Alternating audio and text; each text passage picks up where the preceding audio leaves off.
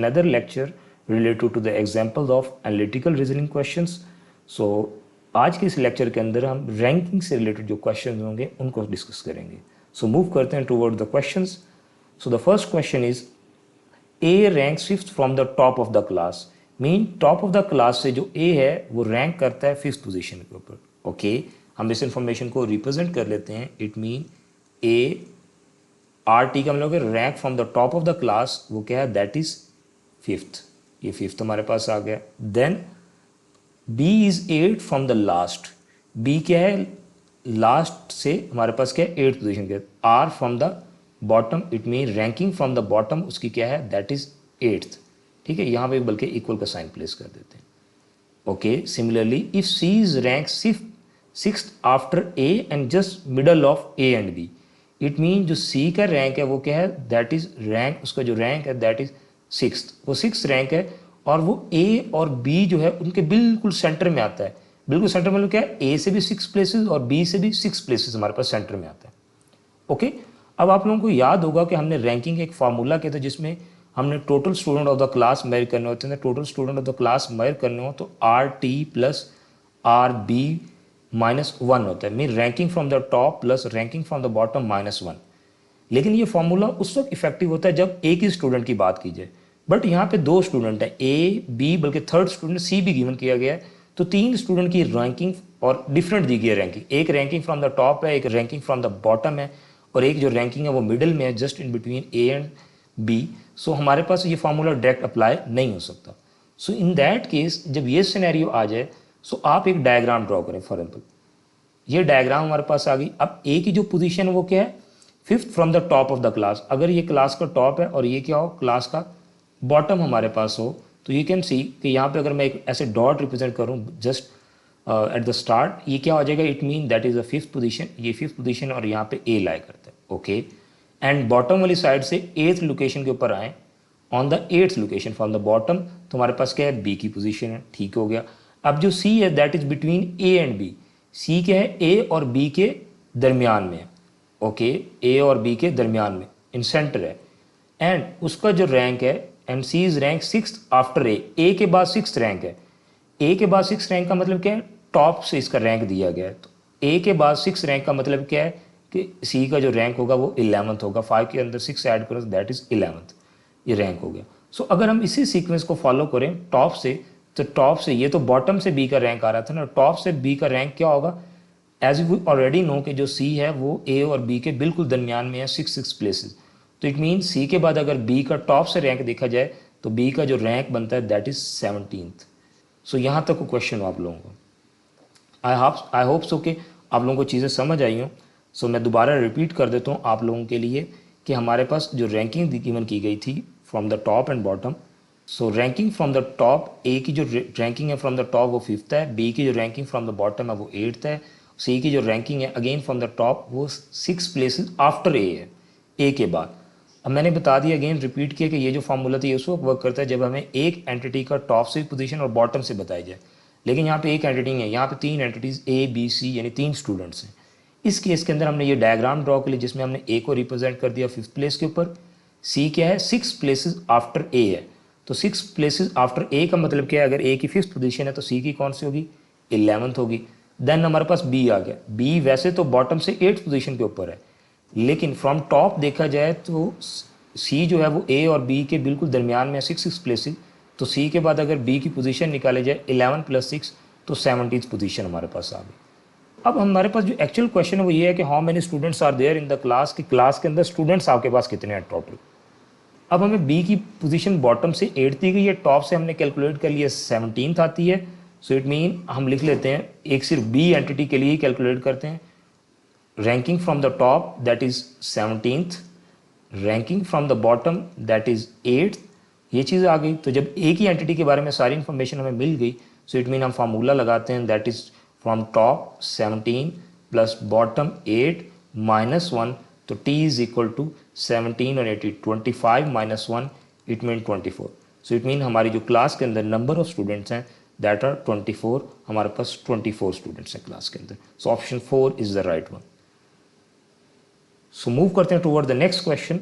सो next question के अंदर हमारे पास क्या है, there are entities, 3 entities given है P Q R, they played 3 games, उन्होंने 3 गेम्स प्ले किए हैं। पी क्यू आर एंटिटीज क्या है, पी क्यू आर, तीन प्लेयर हैं, उन्होंने 3 गेम्स प्ले किए हैं।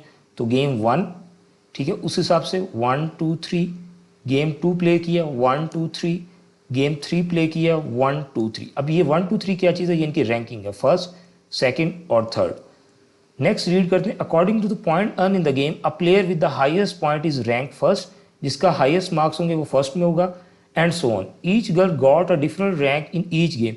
अब जितनी भी ये गर्ल्स गिवन की गई हैं पी क्यू आर, इन हर एक का जो रैंक है हर गेम के अंदर क्या है, डिफरेंट आया। अगेन इसको समझने का मतलब ये है कि अगर पी पहली गेम में फर्स्ट पे आया तो वो दूसरी गेम में फर्स्ट पे नहीं आ सकता, वो सेकंड या थर्ड में आ सकता है। सो अगर वो सेकंड गेम में सेकंड पे आ गया तो थर्ड गेम में क्या होगा, वो थर्ड पे आएगा, फर्स्ट या सेकंड पे नहीं आ सकता। इट मीन कि हर एक गेम के अंदर जो विनर है वो डिफरेंट होगा, रैंकिंग जो है वो डिफरेंट होगी। सो अब हम कंडीशन चेक करते हैं। हमारी कंडीशन क्या कहते हैं, P got the second rank in the first game. P का क्या है, सेकंड रैंक आया इन द फर्स्ट गेम, तो मैं पी को यहाँ प्लेस कर देता हूँ। Next, R got the first rank in the second game, second game के अंदर आर का फर्स्ट रैंक आ गया, okay. Then who got the third rank in the third game, third game के अंदर थर्ड रैंक किसका आता है, अब हमने ये फाइंड आउट करना है। अब देखिए सिर्फ जस्ट ये इन्फॉर्मेशन दी गई है, अब हम इसी को यूटिलाइज करते हुए अपनी बाकी जो चीज़ें हैं उन्हें फुलफिल करते हैं। आप देखें कि हमारे पास क्या है, आर फर्स्ट पोजीशन पे आ गया, ठीक है। सो गेम 2 में देखें तो आर फर्स्ट पे आ गया, तो इट मीन गेम 1 के अंदर आर फर्स्ट पे नहीं हो सकता, आर कहाँ पे हो सकता है, आर मैक्सिमम थर्ड पे हो सकता है, क्योंकि सेकंड प्लेस तो ऑलरेडी ऑक्यूपाइड है। सो इट मीन यहाँ पे फर्स्ट पोजीशन पे क्या होगा, क्यू हो गया, ओके। अब फर्स्ट गेम में क्यू फर्स्ट पे आ गया, तो सेकंड गेम में वो फर्स्ट पे तो नहीं हो सकता, तो नहीं हमने प्लेस किया। आर फर्स्ट पे आ गया, अब पी सेकंड में ऑलरेडी आ चुका है, तो पी यहाँ पे क्या होगा, थर्ड प्लेस पे आ जाएगा, और क्यू 1 पे हो चुका है तो क्या हो गया, सेकंड पोजीशन पे आ गया। थर्ड गेम में मूव करें, थर्ड गेम में देखें प्लेयर जो आर है वो भी विन कर चुका है फर्स्ट गेम फर्स्ट पे, और क्यू भी फर्स्ट पे विन कर चुका है, तो it mean there is only player finish on the first position, that is P. तो हमारे पास पी यहाँ पे रिप्रेजेंट हो गया, पी यहाँ पर हमारे पास आ गया। तो यहाँ पे सेकंड पोजीशन पे क्या होगा, देखें पी तो ऑलरेडी सेकंड पे आ चुका है, क्यू भी सेकंड पे आ चुका है, देयर इज आर जो कि सेकंड पे नहीं है, तो वो यहाँ पे प्लेस कर देंगे। अब लास्ट की बात करें तो देखें आर और पी लास्ट पे आ चुके हैं, देयर इज ओनली क्यू जो कि लास्ट पे नहीं हमारे पास आया। सो ये हमारे पास इंफॉर्मेशन कंप्लीट हो गई। सो यहाँ तक वो क्वेश्चन मैं आप लोगों के लिए दोबारा रिपीट कर देता हूँ कि देखें हमारे पास इंफॉर्मेशन गिवन की गई है कि 3 गेम्स प्ले किए हैं 3 गर्ल्स ने बैठ के, ओके। और हर दफ़ा जो गेम में विनर है वो क्या है, वो डिफरेंट आए हैं। इट मीन अगर गेम 1 में कोई फर्स्ट पे आया तो गेम 2 में वो फर्स्ट पे कभी भी नहीं आया, आएगा या नहीं आया, ठीक है। सो हमारे पास थी P got the first rank, ठीक है, P got the second rank in the first game, place कर दिया। R got the first rank in the second game. अब उसने पूछा कि लास्ट पे कौन सा आया होगा, तो हमने देखा कि जब पी सेकंड पे आ गया तो और दूसरी गेम में आर फर्स्ट पे है, तो पी दूसरी गेम में सेकंड पे तो आ नहीं सकता, तो हमने इसे थर्ड पे प्लेस कर दिया था। जब ये थर्ड पे प्लेस हुआ तो हमने देखा आर हमारे पास फर्स्ट पे आ चुका है, ठीक है, तो आर पहली गेम के अंदर फर्स्ट पे तो आएगा नहीं, पी सेकंड पे ऑलरेडी है, तो इट मीन आर थर्ड पे आ गया।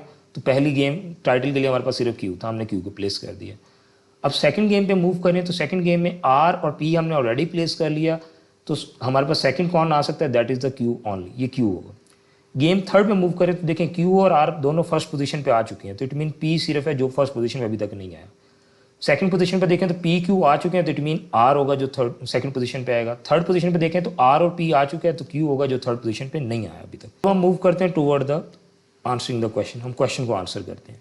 Who got the third rank in the third game, third game के अंदर थर्ड रैंक किसका आया, क्यू का आया। So option second is the right one. So next question पे मूव करते हैं। Again this is a question that is related to ranking, ये भी रैंकिंग से रिलेटेड ही हमारे पास एक क्वेश्चन है। यहाँ पे मूव करें तो 6 students are sitting in a रो, हमारे पास 6 स्टूडेंट हैं जो एक रो में बैठे हैं, ठीक हो गया। तो 1 2 3 4 5 6 स्टूडेंट्स आ गए, ठीक है। ये शॉर्ट नोटेशन के क्वेश्चन है, मे बी ये क्वेश्चन सिटिंग अरेंजमेंट से रिलेटेड हो, बट ये शॉर्ट क्वेश्चन है तो इसीलिए मैंने इसे प्लेस किया under the ranking category. So K is sitting exactly between V and R, K क्या है, वी और आर के दरमियान में बैठा हुआ है, तो वी और आर के दरमियान के को प्लेस कर लेते हैं from the very first condition. So ये हम इस तरह से भी राइट डाउन कर सकते हैं, क्योंकि K is sitting between R and V, तो किसी भी तरह से हमारे पास आ सकता है, ये चीज़ आ गई। V is sitting next to M, V क्या है, नेक्स्ट टू एम बैठा, इट मीन एम वी हमारे पास आ जाएगा सेकेंड कंडीशन से। थर्ड कंडीशन मूव करें, M is sitting next to B, M क्या है, बी, ये चीज़ आ गई हमारे पास, ठीक है। और इन दोनों को कंबाइन करें तो हमारे पास बी एम वी बन जाएगा, ठीक है। आप क्योंकि सेंस क्रिएट हो रही है ना, बी के फॉर्म बाद एम है और एम के फॉर्म बाद बी है, वी है, तो इट मीन ये चीज़ आ गई। फोर्थ कंडीशन पे मूव करें। अब फोर्थ कंडीशन कोई दी नहीं है, who is sitting on the extreme left and Q is sitting next to R. Q क्या है, आर से नेक्स्ट है, तो आर क्यू, ये हमारे पास फोर्थ कंडीशन आ गई। क्वेश्चन के साथ साथ पूछोगे। अब इस इंफॉर्मेशन को यूटिलाइज करते हुए अगर हम अपनी डायग्राम ड्रॉ करें, so as you can see कि हमारे पास बी एम वी यहाँ से आया सेकंड और थर्ड से, और फर्स्ट को अगर कंबाइन करें तो हमारे पास वी के आ रहा था, आर के वी प्लेस नहीं कर सकते क्योंकि वी से जो सेकंड और थर्ड का कॉम्बिनेशन है वो वी पे एंड हो रहा है, तो ये रॉन्ग हो गया। इसी के आगे यानी फ्रॉम टू में से हम 2 और 3 में से बी एम वी आ गया, और फर्स्ट में से वी के आर हमारे पास प्लेस कर दिया। और नेक्स्ट हमने देखा R is greater than Q या R is sitting before Q, तो क्यू हमारे पास क्या आ जाएगा, लास्ट में। तो ये हमारे पास सिटिंग अरेंजमेंट आ जाएगा, पर्सन सिटिंग और student sitting in a row.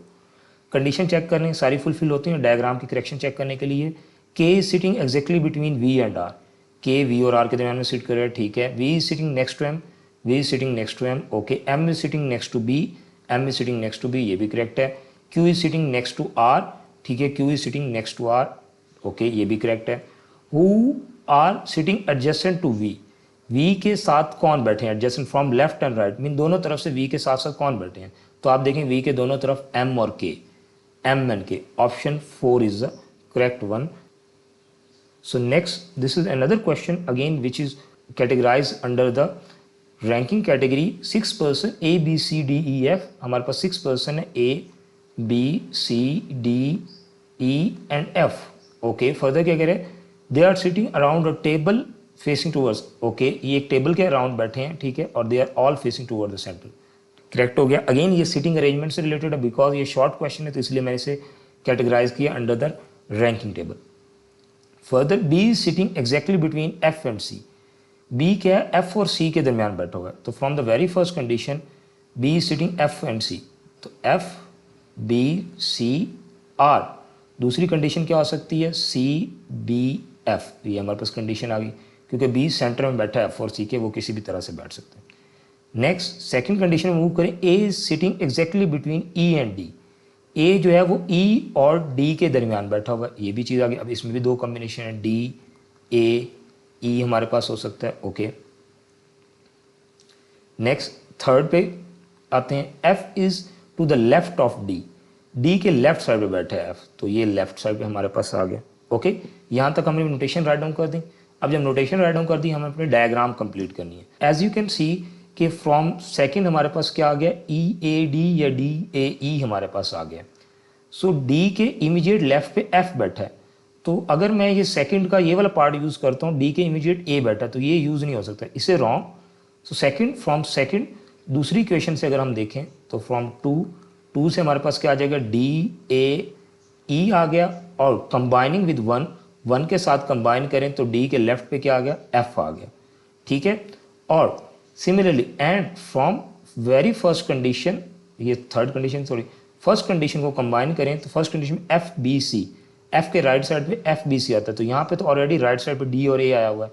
It mean हम ये नीचे वाली कंडीशन जिसमें एफ के लेफ्ट पे सी भी आया हुआ है, हम इसे प्लेस कर देंगे, तो ये हमारे पास आ गया C B F D A और ई हमारे पास रिप्रेजेंट हो गया। सो यहाँ तक वो क्वेश्चन आप लोगों का। अब इसे सर्कल में प्लेस करना है तो कहीं से भी सर्कल स्टार्ट कर देंगे, C B F D A E हमारे पास आ गया, ठीक है। अब हम कंडीशन चेक करते हैं whether our diagram is correct or not. B is sitting exactly between F and C, B क्या है, एफ और सी के दरमियान बैठा है, करेक्ट है। A is sitting exactly between E and D, A जो है ई और डी के दरमियान बैठा है, ये भी ठीक है। F is to the left of D, F क्या है, डी के लेफ्ट साइड पे है, एफ इज सिटिंग, ये एफ है, ई नहीं है, दैट वाज एफ, ठीक है, ये करेक्ट हो गई। Next, who is sitting between A and F, A और एफ के दरमियान में कौन बैठा है, दैट इज डी, तो option third is the right one, हमारी जो थर्ड ऑप्शन है दैट इज करेक्ट, ठीक है। नेक्स्ट क्वेश्चन है, देयर आर 6 बुक्स, अगेन ये 6 बुक्स हैं जिन्हें हमें अरेंज करना है, ठीक है। उन बुक्स के नेम क्या है, हिस्ट्री के लिए एच, ठीक है, कंप्यूटर बुक के लिए सी, ठीक है, मैथ्स बुक के लिए एम, सिविक्स बुक के लिए सी, अगेन सिविक है तो सिविक के लिए मैं सिविक पूरा राइट डाउन कर देता हूँ क्योंकि एक सी ऑलरेडी हमारे पास है। फिजिक्स के लिए पी एच वाई या पी यूज़ कर सकते हैं। Again the English book is between history book and the civic book. पहली जो कंडीशन है, जो हमारे पास इंग्लिश बुक है दैट इज ओके सॉरी, पहली कंडीशन अब स्टार्ट करते हैं। पहली कंडीशन क्या है, history book is just above computer. History book क्या है, कंप्यूटर की बुक से अबव है, ये कंडीशन बन गई। सेकंड में मूव करते हैं, the math book is between civic and physics. Math की जो बुक है वो सिविक और फिजिक के दरमियान में, सिविक और फिजिक के दरमियान, ये चीज़, या हमारे पास पी एम सिविक बन जाएगा, इस तरह से भी प्लेस कर सकते हैं। थर्ड कंडीशन में मूव करते हैं, English book is between history and civic. English की जो बुक है वो सिविक और हिस्ट्री के दरमियान में, एच ई सिविक, या सिविक को टॉप पे प्लेस कर देते हैं एंड ई और हिस्ट्री हमारे पास आ गई। तो ये हमने 3 कंडीशन के थ्रू अपनी अरेंजमेंट बना ली। अब हम इनको कंबाइन करते हैं to form a single diagram, एक सिंगल डायग्राम के अंदर इन्हें कन्वर्ट करते हैं। सो आप देखें कि सबसे पहले हम क्या लेके चल सकते हैं, फ्रॉम इक्वेशन 1 एंड 3, 1 और 3 को देखें तो हमारे पास हिस्ट्री के बाद क्या आता है, कंप्यूटर आता है। तो अगर मैं पहले वाला ये ऑप्शन लूँ तो हिस्ट्री के बाद कंप्यूटर तो नहीं आ रहा, यहाँ तो ऑलरेडी एक इंग्लिश सब्जेक्ट आया हुआ है। सो हिस्ट्री के बाद अगर मैंने कंप्यूटर प्लेस करना है तो I have to take this, मुझे ये जो और वाला ऑप्शन है इसे कट करना पड़ेगा, ये लेना पड़ेगा। सो इट मीन यहाँ से हमारे पास आ गया सिविक, इंग्लिश, हिस्ट्री एंड 1 अगर ऐड करेंगे तो कंप्यूटर हमारे पास आ जाएगा। और अगेन इसके अंदर अगर हम दूसरी कंडीशन सेकंड वाली भी ऐड कर दें तो अगेन देखिए हमारे पास कंप्यूटर पे एंड हो रहा है। ओके, अब कंप्यूटर के बाद तो सेकंड में कोई भी चीज़ नहीं है। हाँ, सिविक से पहले चीज़ें प्लेस कर सकते हैं, ये पहले वाले में तो सिविक के बाद तो कुछ नहीं प्लेस कर सकते, ऑलरेडी है। सिविक से अबव हम फिजिक्स और मैथ्स की बुक प्लेस कर सकते हैं। सो मैं इस चीज़ को दोबारा रीराइट कर लूँगा, it mean P M civic, E H और सी हमारे पास आ गया। ठीक है, ये हमने बुक्स को अरेंज कर दिया अपना ऑर्डर के लिहाज से। अब आप चेक करें कि whether our diagram is correct or not. History book is above the computer, history book is above the computer, ठीक है, करेक्ट है। The math book is between civic and physics, math book is between civic and physics, ये भी correct है। The English book is between history book and civic, English book is between history and civic, ये भी correct है। Question move करते हैं, then which subject is at the bottom of the pile of book. Pile of book में bottom पे कौन सी book है, दैट इज कंप्यूटर। सो हम यहाँ पे third option that is computer उसे टिक कर देंगे।